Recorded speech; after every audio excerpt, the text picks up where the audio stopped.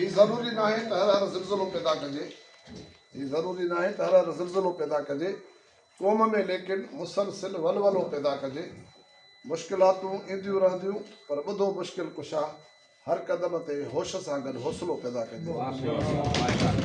अॼु के पुरवकार तक़रीब में शिरकत कंदड़ पेटीएल सिंध जो सदर ऐं सिंध एम्प्लॉइज़ अलायंस जो मरकज़ी मेंबर साहब साईं गुलाम रसूल मर साहब, साईं डॉक्टर साईं अतर शाह साहब, भाउ मकबूल अहमद मर साहब, साईं अब्दुल्ला कागज़ी, साईं अब्दुर्रहमान शर जतोई साहब, फ़हीम साहब, डॉक्टर परवेज़, डॉक्टर मसूद अकबर महर, उसां गॾु वेठल गज़ेटेड ऑफिसर्स एसोसिएशन ज़िले शिकारपुर जो सदर साईं अब्दुल शकूर सुमरो साहब, भाउ अब्दुल समी, साईं गुलाम रसूल झुलण, सैयद आसिफ अली शाह, नौशाद भुट्टो, साईं शमसुल हक अबड़ो साहब ऐं ॿिया जेतिरा बि दोस्त आहिनि असांजूं अदियूं, अस्सलाम वालेकुम।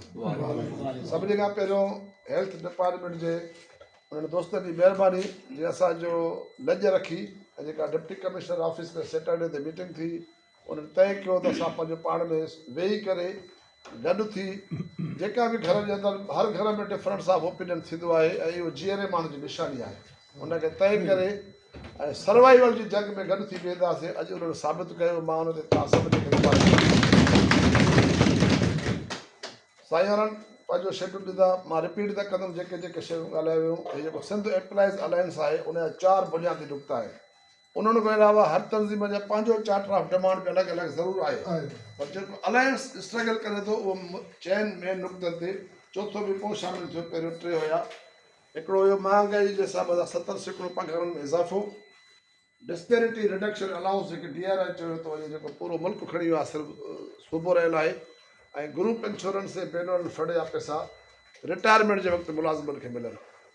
पोइ सरकार छा कयो, हलंदी तारीख़ में हिकिड़ो सिंधी जो मुहावरो आहे त मौत जो भउ ॾेई बुखार ते राज़ी कबो आहे, त हुननि विक्टिमाइज़ेशन जी शुरूआति कई सो कॉल्ड पेंशन रिफॉर्म्स ॾेई करे, जंहिंमें असांजा खे कटु लॻायो वियो पेंशन खे, एतिरो वॾो कटु लॻायो वियो जेको उमिरि जे हिन हिसे में असां बर्दाश्त कोन था करे सघूं। हाणे उहो चोथों नुक़्तो शामिलु थी वियो आहे त इहे जेके मनफ़ी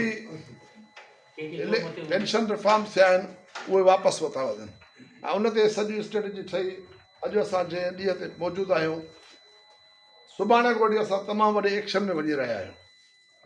हाणे इहो एक्शन असांजी बि आज़माइश आहे, हिन ते का खिल मश्करी जी ॻाल्हि कोन्हे का।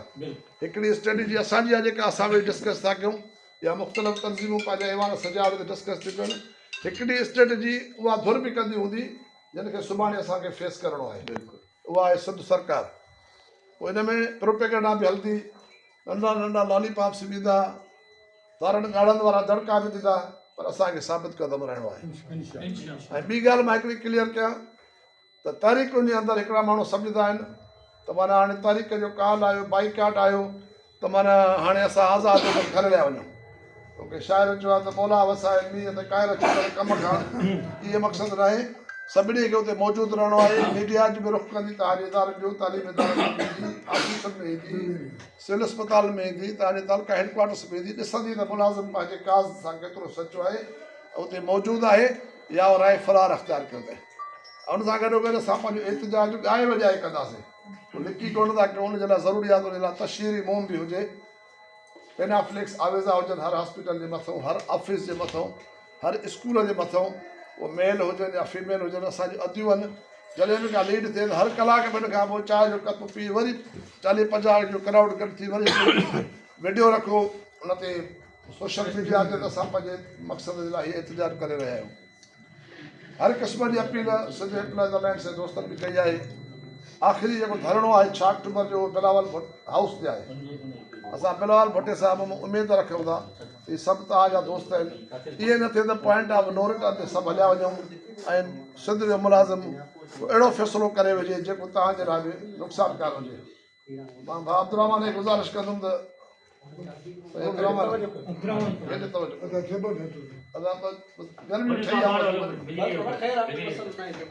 बिलाल साहिब खे खपे त शइ जो नोटिस वठे। सिंध गवर्नमेंट CM जेको मुराद अली शाह आहे, उनजो सेक्रेटरी फिनांस आहे मिस्टर फयाज़ जतोई, ऐं ॿई मुलाज़िम दुश्मन आहिनि।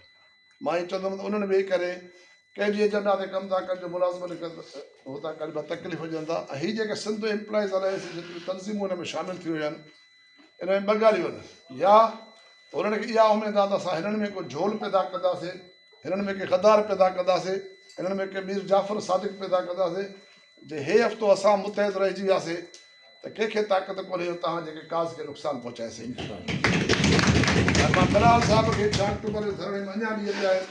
मां हुनखे गुज़ारिश बि कंदुमि हिन शेर सां, साईं वेठो आहे शाइर, हुन हिसाब शेर चवणु थोरो फील बि थिए थो त तुम इधर उधर की बात न कर, मुझे ये बता कि काफ़िला क्यों लुटा।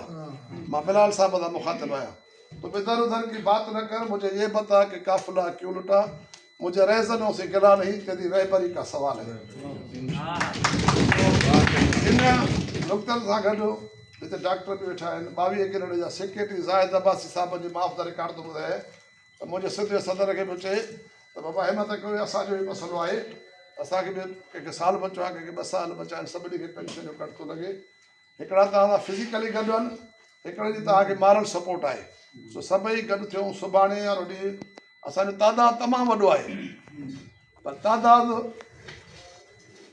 माना जेको टोला सॾिजूं इहे हुजूं असलबा आहिनि। सुभाणे असांखे क़ौमत ई साबित करिणो आहे ऐं उहो तॾहिं थींदा जॾहिं असां में डिसिप्लिन हूंदो। केॾी बि वॾी तरीक़े हुजे, शिकारपुर जी तव्हां रैली हुई जेको साईं मिसाल ॾिनो, मां उन ते बि सभिनी खे मुबारकबाद थो ॾियां पियो। जेका रैली हुई उन में असांजो जेको नज़्मो ज़ब्त हुयो उहो मिसाली हुयो ऐं उहो सिंध सॼी उनखे इंडोर्स कयो। ऐं शिकारपुर ज़िलो शेख ख़याज़ चयो आहे त शिकारपुरी कंहिं सिटीज़नशिप जो नालो न आहे, शिकारपुरी हिकिड़ी कैफ़ियत जो नालो आहे। शिकारपुरी माना हटके हूंदा आहिनि, उन्हनि जो हिकिड़ो पंहिंजो अलॻि हिकिड़ो मिज़ाज हूंदो आहे। रत जो रेट बि असांजे ज़िले में जाम थो हले, सिंध जो को ज़िलो न आहे जंहिंमें त रत वहे थी, पर उनजे बावजूदि हेॾो शौर गॾु वेठो आहे। इहो बि शिकारपुरी हुजण जे करे आहे। अगरि शिकारपुरी आहियूं असां वर्स्ट में वर्स्ट हालात में रही सघूं था। जेकॾहिं प्रिपरेशन लाइ चवंदा आहिनि त prepare for worst and hope for best. So असां अञा बि चङाई जी उमेदूं था कयूं पिया त अॻिते अलाह कंदो चङाई थींदी। सुभाणे वारे ॾींहं खां वठी मां सभिनी तनज़ीमुनि खे चवंदुमि हिक ॿिए सां राब्ते में रहनि ऐं पंहिंजनि इदारनि खां ॿाहिरि न निकिरनि, अटेंडेंस रखनि।